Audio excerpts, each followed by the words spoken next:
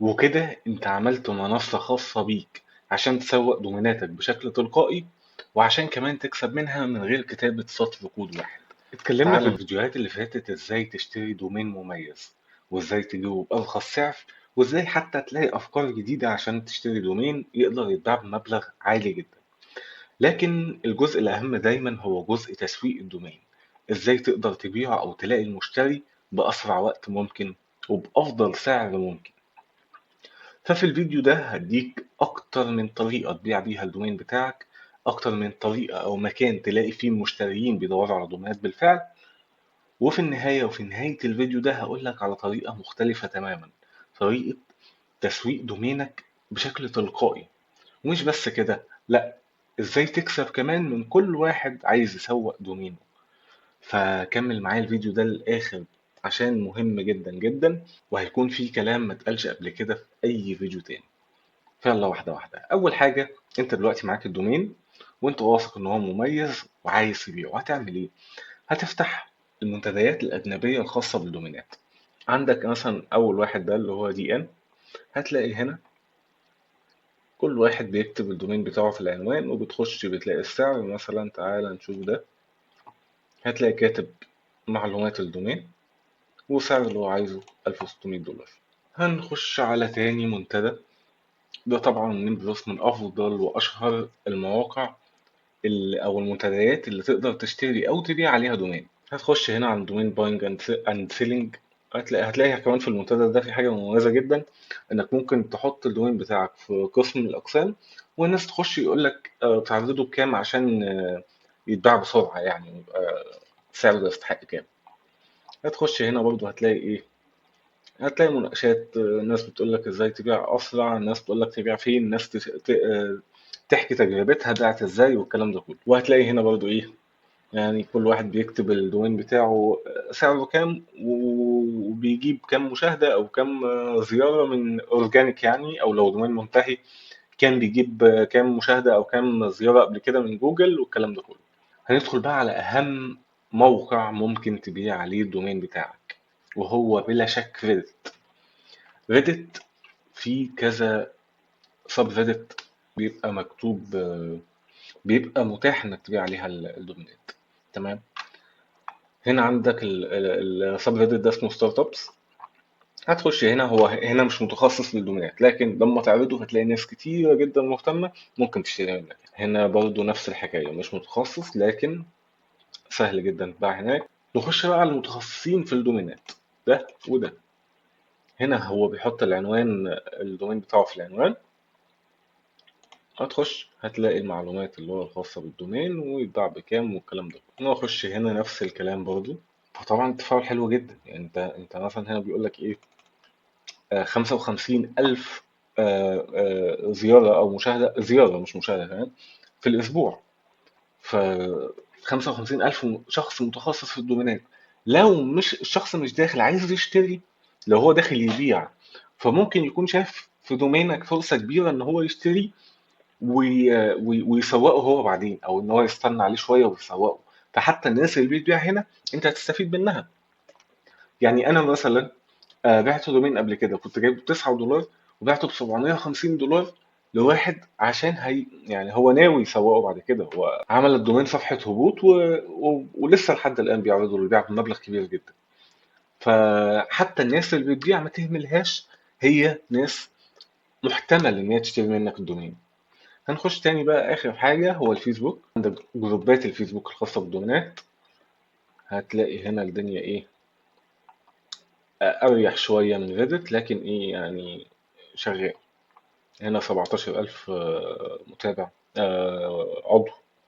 هنا 17,000 عضو، وهنا 1800، وهنا 19,000، 20,000 تقريبا، وهنا 17,000. طبعا كل اللينكات اللي أنا هشرحها في الفيديو ده هتلاقيها موجودة في وصف الفيديو، هحطها لك في اللينك. ممكن تنزل برضو على جروبات الفيسبوك، هيسرع البيع عندك بشكل كبير جدا، لأن أغلبنا بيسوق على المواقع العربية أو المنتديات العربية أو الجروبات العربية. فالبيع حتى لو حد اشترى ما بيبقاش ايه السعر كويس، لكن هنا تقدر تبيع بسعر كويس. هنخش بقى على آخر نقطة وأهم نقطة على الإطلاق. هي مشروع بحد ذاتها، يعني بغض النظر إنك ممكن تستخدمها في تسويق الدومينات، أنت ممكن كمان تكسب منها. تمام. تخيل إن أنت عندك منصة زي دي، تمام، بتسوق لك الدومين بشكل تلقائي. إزاي؟ يعني تقدر تعمل تسويق تلقائي فيها على فيسبوك وعلى تويتر وعلى ريدت كل 12 ساعة. تبعت رسالة بالدومين بتاعك للناس المحتمل او اللي هم بيدوروا على الدومينات، صفحات التجارة والكلام اللي زي كده، زي اللي انا وريتها لك. تنزل بوستات والكلام ده كله تلقائي بشكل كامل. تحط هنا معدل التكرار، عايز البوست او الرسالة بتاعتك كل قد ايه، وتحط هنا بيانات الدومين، وتدوس بدء الحملة التسويقية. بس كده هتلاقي الناس جاية بتشتري منك الدومين. من المميزات التانية في الموقع ده هو البحث عن المشترين. هتدوس هنا، هتختار المنصة اللي عايز يبحث عنها، ممكن تضيف جوجل كمان، موجود جوجل هنا، وتختار اللغة وتكتب، أو حتى من غير ما تكتب تدوس بحث تلقائي. هيعمل إيه؟ أي حد كاتب أنا عايز دومين أو بدور على دومين أو الكلام ده كله، أي حد فيه عنده في البوست بتاعه أو في كلامه نية لشراء دومين، هيبعت لك اللينك بتاعه، أو كمان ممكن يبعت لك الإيميل لو موجود.